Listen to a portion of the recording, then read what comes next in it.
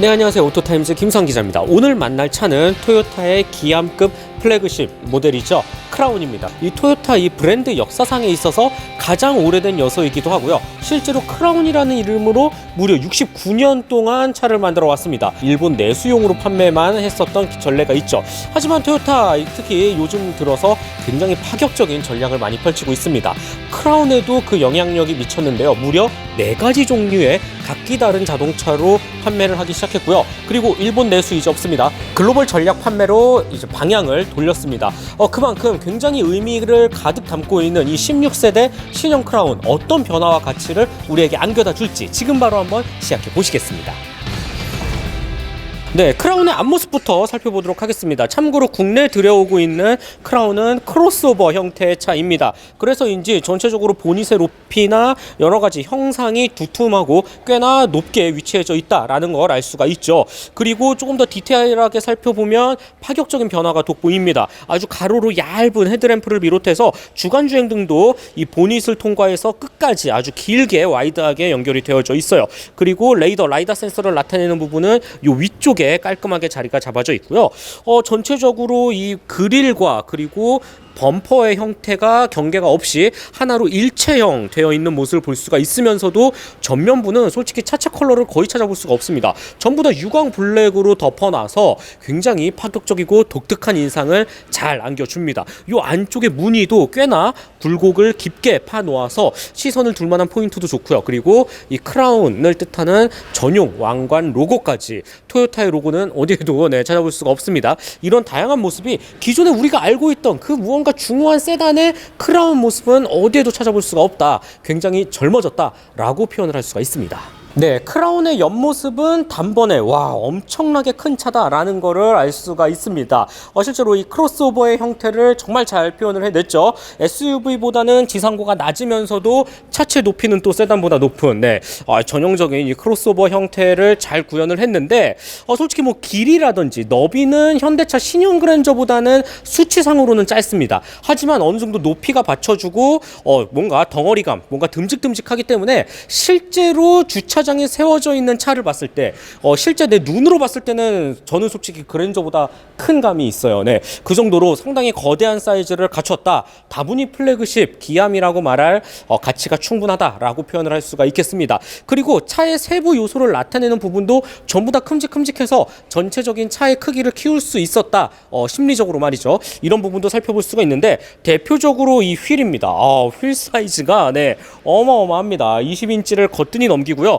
그렇기 때문에 이런 무늬도 상당히 아름답고 고급스럽게 표현이 되어져 있죠. 그리고 휠과 타이어 조합뿐만 아니라 이 주변을 감싸는 이 플라스틱 몰딩까지도 조금 더 이 크로스오버 다운, 좀 와일드한 성격을 부각시키는 데에도 분명히 큰 도움을 줬다. 사이드 스커트까지 굉장히 깊게 두른 모습을 볼 수가 있습니다.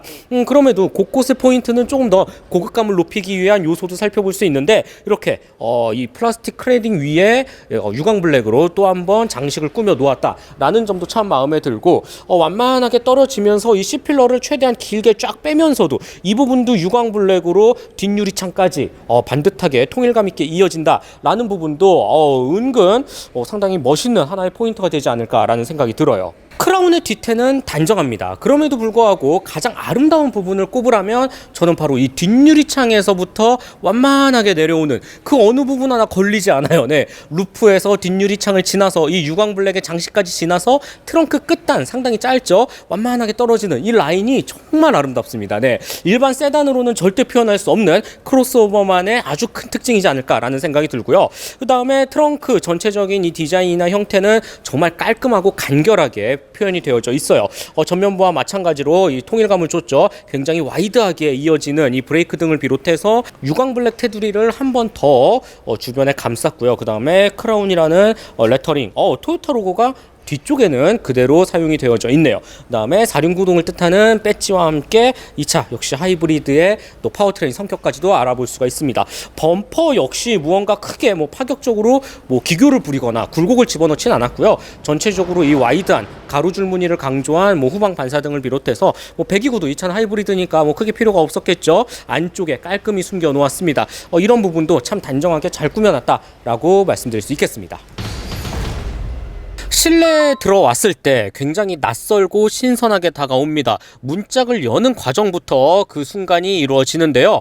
문짝 이 안쪽으로 굉장히 밑에 부분까지 깊게 한 번에 통으로 열리는 모습을 볼 수가 있습니다. SUV라든지 조금 더 험로 주행의 오프로드에 특화된 차들이 많이 이 안쪽 플라스틱 몰딩까지 한 번에 열 수 있도록 특화되어 있죠. 크라운도 마찬가지로 표현이 되어져 있습니다. 이런 부분에서 확실히 우리가 알고 있는 이런 뭔가 플래그십 세단과는 맥을 다르게 한다라는 걸 단번에 느낄 수가 있죠. 그리고 운전석에 앉았을 때도 마찬가지인데요.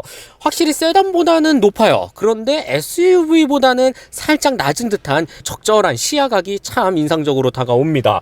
시트 포지션 자체도 꽤나 높은 측에 속하고요. 그리고 전체적으로 내가 정말 큰 차를 타고 있구나 라는 거를 외관뿐만 아니라 실내에서도 아주 강하게 느끼는데, 이런 공간감이라든지 이 개방적인 시야감이라든지 전체적으로 큰 차 맞습니다. 상당히 큽니다. 네, 이 부분 참고해 주시면 좋을 것 같아요. 센터 페시아라든지 이 대시보드를 구성하는 이 디자인 형태 역시 우리가 알고 있던 그런 뻔한 모습은 보이지 않습니다. 대표적으로 이 좌우 양 끝에 위치한 송풍구인데 모양 자체가 완전히 다르고요. 그 다음에 이 센터 페시아 정 가운데도 무언가 대칭으로 이루어져 있거나 하지 않아요. 조금 더 안쪽으로 말아 들어가져 있으면서도 또 조수석은 조수석만의 공간을 차지하게끔 이런 여러 가지의 복합적인 디자인 형태가 굉장히 신선하게 다가온다라고 볼 수가 있습니다. 신형으로 오면서 특히 토요타 개인적으로 정말 마음에 들었던, 만족스러웠던 부분은 바로 이 계기판인데요.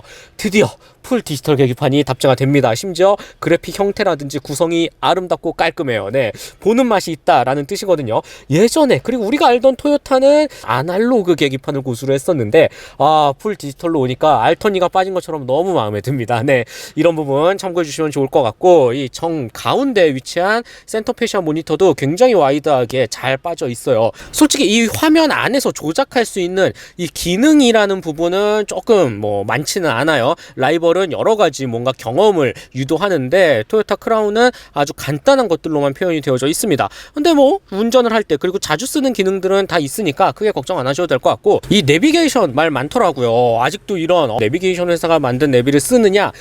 글쎄요, 저는 완벽히 반박을 하고 싶습니다. 아틀란 내비 너무 편하고 좋아요. 네, 이렇게 스와이프를 하는 과정이나 확대를 하는 과정이나 웬만한 현대차의 순정 내비보다도 저는 좋다라고 말씀드리고 싶고, 그 다음에 바로바로 현위치를 가거나 경로 취소를 하거나 검색을 하거나 이 라이브 버튼을 누르면 주유소 주차장을 가장 가까운 곳으로 바로 연결을 시켜주죠. 아틀란, 우리가 알고 있던 그런 조그마한 중소기업이 아닙니다. 네, 굉장히 오랜 시간 한국 시장에서 내비게이션 지도 데이터를 쌓아온 회사고요. 지금은 그 기술을 해외로 수출해서 탄탄하게 또 자기만의 영역을 달리고 있는 회사인데, 토요타와 협업을 해서 이 아틀란 내비를 장착을 시켰다는 거는 저는 개인적으로는 너무 만족스러운 부분입니다. 이거 싫으면 그냥 애플 카플레이 무선으로 연결해도 돼요. 네, 그렇기 때문에 하나의 서브 선택지가 있다라는 거, 아틀란 내비 생각보다 괜찮다라는 거 이해해 주시면 좋을 것 같고요.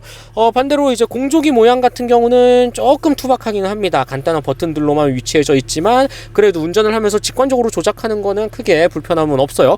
그보다도 한 가지 인상적이었던 부분이 바로 이 센터 터널인데요. 센터 터널이 이 디자인도 그렇고 이런 높이나 두께가 굉장히 볼드합니다. 네, 기함급, 특히 플래그십이라고 하면 무언가 매끈하고 얄쌍하게, 그리고 우드를 가득 넣을 것 같은데 크라운 크로스오버는 그런 부분은 보이지 않아요. 굉장히 볼드하고 두툼하게 표현이 되어져 있어요. 이 미국 시장을 고려한 하나의 이 디자인 포인트가 되지 않나라는 생각도 강하게 생각할 만큼 굉장히 깊고 어찌 보면 투박하면서도 어떻게 보면 또 이 크로스오버라는 형태에 맞게 굉장히 볼드하게 표현이 되어 있다라고 참고해 주시면 좋을 것 같습니다. 변속 레버는 늘 토요타가 그랬듯이 아주 짧게 약간 엄지손가락 모양으로 간단한 변속 조작만으로만 가능할 수 있게끔 표현이 되어져 있고, EV 모드 그리고 오토 홀드, 전자식 파킹 브레이크, 드라이브 모드까지도 아주 깔끔하게 컴팩트하게 패키징이 되어 있네요. 네, 크라운의 2열은 말해 뭐합니까? 기암입니다. 플래그십. 네, 넉넉합니다. 어딘가 부족하거나 답답한 구석은 어디에도 찾아볼 수가 없고요. 지금 이 B필러에 앞쪽 시트를 맞췄을 때 주먹이 하나, 둘, 한 3개, 4개, 4개는 충분히 들어갈 정도로 굉장히 여유로운 모습을 보여줍니다. 머리 윗공간도 나름 이 안쪽으로 아주 깊게 파놓아서 앉은 키가 큰 사람들도 크게 불편함은 없을 것 같아요. 여기에 파노라마 선루프까지 탑재가 되어져 있으니까 개방감이라는 부분도 좋습니다. 있습니다. 한 가지 인상적인 부분은 바로 이 착좌감인데요. 이 시트가 꽤나 안쪽으로 깊게 이렇게 움푹 파 들어가져 있어요. 그래서 엉덩이를 굉장히 끝까지 깊게 넣을 수가 있죠. 이런 부분도 무언가 폭 파묻힌다는 느낌을 주기에도 충분하고요. 그다음에 편의 품목을 살펴보면 전용 송풍구, 그다음에 USB-C 타입 충전 2개, 그다음에 열선도 위치해져 있고 이쪽에도 오케이 컵홀더도 깔끔히 놓여 있네요. 이 컵홀더 안쪽에 부직포를 덧대놔서 뭔가 달그락거리는 플라스틱 소리를 최소화한 모습을 볼 수가 있는데 굉장히 섬세한 이런 토요타의 마감 자세도 살펴볼 수가 있고, 그리고 또 한 가지 저는 개인적으로 요거 한번 짚고 넘어가고 싶은데 바닥 매트가 꽤 폭신폭신하고 두툼한 털로 되어 있습니다. 이거 요즘 이렇게까지 많이 안 하거든요. 네, 마치 신발을 벗고 타야만 될 것 같은 굉장히 고급스럽고 두툼한 이 털 매트가 장착이 되어져 있다라는 점. 아까 말씀드렸던 바로 이쪽 컵홀더의 부직포 때문에 지금 같이 이야기를 한 건데 전체적으로 토요타 굉장히 세심하게 차를 만들었네요. 괜히 기함이 아닙니다. 네, 품질의 토요타 맞습니다. 네, 마지막으로 트렁크 공간 살펴보도록 하겠습니다. 우리가 보통 이렇게 크로스오버 타입이라고 하면 무언가 뒷유리창까지 크게 열리지 않을까라는 생각을 하겠지만 크라운은 아닙니다. 일반 세단처럼 요 윗부분만 살짝 쿵 열려요. 이 부분은 내가 물어봤어. 왜 이렇게 했을까? 그래도 나름이 이 토요타가 세단으로서 아주 16세대에 이르기까지 긴 명맥을 지켜왔기 때문에 헤리티지를 좀 남기고 싶었다라고 말을 하기는 해요. 네, 참고해 주시면 좋을 것 같고, 트렁크 버튼은 여기 있습니다. 처음에 쉽지 않았어요. 그래서 여기를 열면 끝. 네, 자동으로 열리지 않습니다. 손으로 열어야 돼요. 이렇게 수동으로 찍 하고 열어야 됩니다. 공간은 한 요 정도 나옵니다. 어느 정도 수긍을 할 만한 공간이다 라고 생각이 들고, 일단 네모 반듯하기 때문에 무언가 짐을 넣고 빼기에, 그리고 테트리스를 잘 쌓기에도 유용할 것 같아요. 네, 토요타 크라운 주행 느낌 한번 살펴보도록 하겠습니다. 이 차 같은 경우 국내에 2.5리터 하이브리드 그리고 2.4리터 듀얼 부스트 하이브리드 이렇게 나뉘는데요. 2.4리터 듀얼 부스트 하이브리드 같은 경우는 가장 고도화된 토요타의 기술력이 집약된 파워트레인이다 라고 생각하면 될 것 같고, 그만큼 가격도 꽤 나갑니다. 그리고 100대 정도만 국내에는 일단 들여왔기 때문에 보편적으로 선택하는 차는 지금 제가 시승하고 있는 바로 이 녀석 2.5 하이브리드가 되지 않을까라는 생각이 들어요. 참고로 이 차 토요타에서 자주 그리고 범용적으로 사용하고 있는 파워트레인입니다. 직렬 4기통 자연흡기 방식의 2.5리터 가솔린 엔진, 여기에 전기모터 배터리 조합으로 이루어지죠. 최고 출력 239마력, 최대 토크 22.5kgm를 발휘합니다. 많은 토요타 렉서스 차들이 사용을 했고, 그만큼 이 내구성 그리고 믿음감을 얼추 갖고 있는 굉장히 탄탄한 잘 만든 파워트레인이기 때문에 이 엔진에 대한 불만은 솔직히 크게 나오지는 않습니다. 오히려 크라운이 보여줄 수 있는 매력적인 특징이 더 두드러지는데요. 대표적으로 바로 이 정숙성입니다. 기본적으로 하이브리드 차는 조용하기 때문에 이 정숙성을 조금 더 높이기가 쉽지 않거든요. 그런데 토요타는 크라운을 통해서 말끔히 그리고 완벽하게 보여줬다 라고 말씀을 드리고 싶습니다. 처음 시동을 걸고 이 아이들링 상태, 그 다음에 아주 조용한 지하주차장을 빠져나와서 가감속이 이어진 다음에 고속 영역에서 차를 쏘아 붙여도 다양한 상황에서 이 정숙성이 우리가 알고 있던, 그리고 지금까지의 토요타 차들과는 완벽히 선을 그을 정도로 매우 조용합니다. 정말 잘 잡았다라는 생각이 들어요. 물론 가속 페달을 조금 깊게 밟으면 이 애킨슨 사이클이 돌아가는 그 특유의 소리, 여기에 CVT가 이 높은 영역으로 우행 하면서 들리는 이 사운드가 조화를 이루면서 그렇게 듣기 좋은 소리는 아니지만, 네, 하지만 이게 크게 단점으로 찝을 것 같지는 않아요. 왜냐하면 라이벌의 하이브리드 차들도 엔진이 개입되는 순간부터는 비슷한 소리를 어느 정도 내고, 오히려 CVT 변속기를 잘 활용을 해서 지그시 밟아보면 굉장히 꾸준하게, 그러면서도 상당히 높은 영역까지 단번에 올라가는 모습을 볼 수가 있거든요. 크라운도 마찬가지입니다. 가속 페달을 크게 의미를 두지 않고 지그시 눌렀을 때 상당히 또 빠른 가속감을 보여줬고요. 이런 부분이 2.5리터 배기량 자연흡기가 주는 특징을 살리면서도 이 전기에너지 그리고 모터가 함께 굴리면서 239마력이라는 좋은 출력을 낼 수 있고 또 속 시원하게 달릴 수 있는 원동력이 되지 않을까라는 생각이 듭니다. 파워트레인 부분에 대해서는 크게 흠을 잡을 곳이 없다 라고 결론을 내리고 싶어요.